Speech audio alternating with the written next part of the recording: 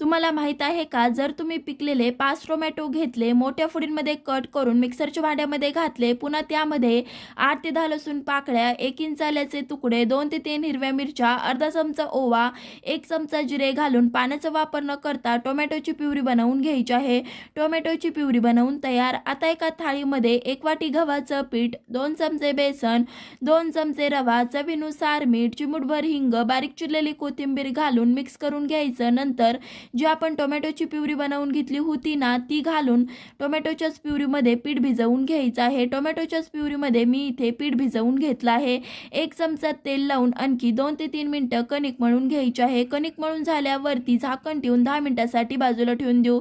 10 मिनिटांनंतर आणखी 2 ते 3 मिनिटं कणिक मळून घ्यायची. छोटासा गोळा काढायचा, पातळ अशी पुरी लाटायची आणि कडकडीत तेलामध्ये दोन्ही साईडनी पुरी तळून घ्यायची. टम्म फुगलेली टोमॅटोची पुरी तयार.